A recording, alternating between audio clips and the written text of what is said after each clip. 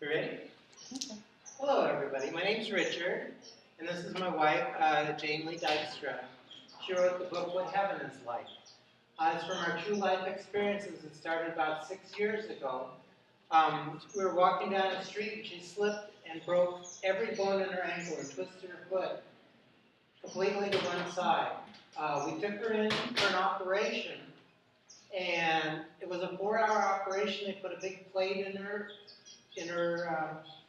ankle and a big screw up her heel.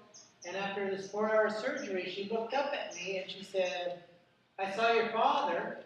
And my father had been dead for 40 years. He died when I was 15 years old. She said, "His name was Gilmer Oscar Jr." Well, that was right. That was my dad's name. How did she know that? I never spoke about my dad. It was too painful. He died when I was 15, and it's just something I never spoke about. And then she said he was born in the Philippine Islands. And he was. His parents were missionary teachers in the Philippine Islands. So that was two things that were right. Then she said he hated to wear shoes. Well, after the Philippine Islands, they moved to the Hawaiian Islands. And for as long as I knew my dad, he never wanted to wear shoes. If he went out somewhere, he'd put socks and sandals on. He just hated to wear shoes. So my dad told her 3 things that only I would know. So I knew she had seen my dad at that moment. But I'm going to let Jane explain that night, and then the real story starts after that. Thank you. Hi. So I'm Jane Dykstra. I want you to know that I'm from Iowa. I'm from Oskaloosa. My parents are still there. And I call my book, What Heaven is Like. And for me, the story actually started the night before surgery, because when I broke my ankle, Richard had taken me to see several specialists, and all these specialists said, well, 4 of them looked at my x-ray and said, "I don't think I can fix your leg." So Richard's a little bit stubborn. He finally took me to one more, convinced me to go, and I went and saw this doctor and he said, "Okay, I think I can put you back together again, but it's going to be a really long surgery and a very long recovery." So he takes me home, and I'm a little bit upset and I'm scared. And the night before my surgery, I start praying.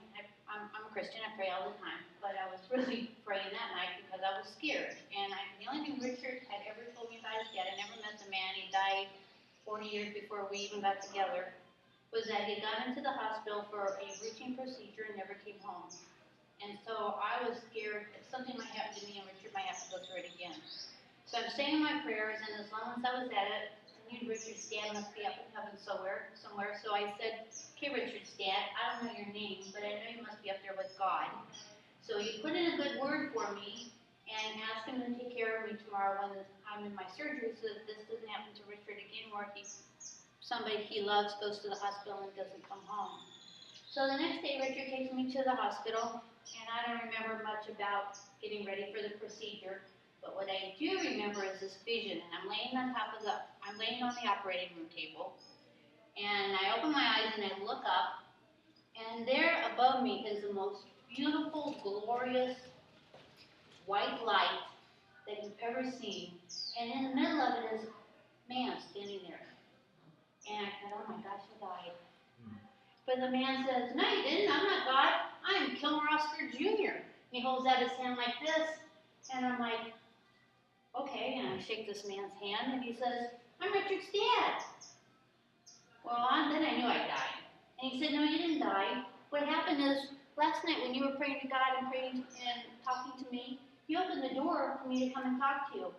So here I am to tell you that it's not your turn, it's not your time, and you're not going to die." And he said, "But I'd like to ask you a favor. Would you please tell my son that I might have physically left him, but I have never let go. I know it's been 44 years, but I have never left Richard's side. I am always around him, I always will be, and when it's his time to join the Lord, I will be waiting for him as well." And he said, "I want to share something with you. I'm going to tell you some details so that you will know when you see Richard, he will know that you have indeed seen me." And he told me a lot of details. So, and then he said, "I also want to share one more thing with you before I go. I want you to feel how much God loves you. I'm going to open this door to the light that's behind me a little tiny bit." He said, "I can't open it very much, Because you're not capable of understanding how much God loves you and how beautiful it is to have the gift of heaven. I'm just going to crack it. He opens this door, just barely, barely, barely, barely a little bit. And out coming towards me was this overwhelming feeling of love and goodness and God and everything wonderful. And I could see all these little angels trying to peek through that little door at me. And he said, "You have no idea how much God loves you. All you just felt was just a little bit." And I said, "It's so beautiful where you are. I want to come with you." And he said, "No, it's not your time. But please go back and tell my son, please tell him to do as I have done. Tell him to never let go." So Richard takes me home, puts me in bed, and this is after I told him about my vision that I had. And we were amazed. We were sure that I had seen his dad. He takes me home, I go to sleep, I'm heavily medicated. After I fall asleep, I have a few dreams, and then all of a sudden, I see this big white light, the beautiful, big, bright light again. And I'm like, oh my gosh, I died at home. And there's another man standing in this big white light. He puts out his hand and says, "Nope, I'm Kilmer Oscar Sr." Well, then I knew I died. He has his arm around another man and says, "Do you remember my son, Kilmer Oscar Jr.? He was there during his surgery." And I said, "Yes, I remember you. I wanted to go with you. It was so beautiful." And he said, "I want you to meet somebody else." And he reaches back and he pulls his hand of a beautiful woman. And she comes forward. She has this aura of pink. And she says, "I'm Richard's mother. I'm Marjorie Jane." And from there, I started having visits from Richard's family a lot. And I have a lot of stories. I'm going to let Richard talk to me for a second, but I have a lot of stories. And what we did is we put it all into a book called What Heaven is Like. And we're going to share. I'm going to let Richard tell you a little more first. Well, the amazing thing about Jane is she has sleep talks since she was a little girl. You know, when we first got together, it was kind of funny to hear someone sound asleep and they were just chattering away. But when I got her home from the hospital, my parents were able to communicate through her. First I asked her, I was able to ask her something in a dream. I said, "Where are you?" She goes, "Oh, I'm under the rainbow playing with the leprechauns, and here's your mom and your dad and your grandpa. And they're in this beautiful cove in what looks like Hawaii." Now, my dad, when he was a child, he lived in this little cove in Hawaii, and that's where he's decided that his heaven is. And so he's made the likeness of where he grew up, this cove in Hawaii. And we have recorded these conversations for 6 years. I have hundreds and hundreds of these recordings of her sleep talking, and my parents tell me stories of when they got married, when they first met.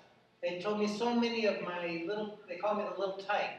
So many of the little tyke stories. Some of them I remember like yesterday. There's one where I grew some vegetables at home, and I put my little sister in my little red wagon, and I took the vegetables, and I hauled them down to the store, which was about 3 blocks away, and knocked on the door and said, "Mister, would you buy my vegetables?" And the man looked out and said, "Yes." And my parents have told me that story exactly like it is. Through me. Through Jane, about even the candies we bought. And they've shared all these different stories with us, and they've let me know that they've always been there for me. They always have. You know, Jane has a more unique gift than most of us have. She has a more direct link. But I've learned over the last year and a half, that I'm able to listen to those little voices inside and listen to my mom and my dad, my grandma and my grandpa help direct me through life. Listen to those little voices, you know, when I'm driving and I'm thinking, okay guys, which way to go? They tell me which way to go. Or if I'm feeling really stressed and I'll say to my dad, "Dad, let me know if everything's going to be okay. You know, we've decided to make this our life work, and sometimes it's a little scary.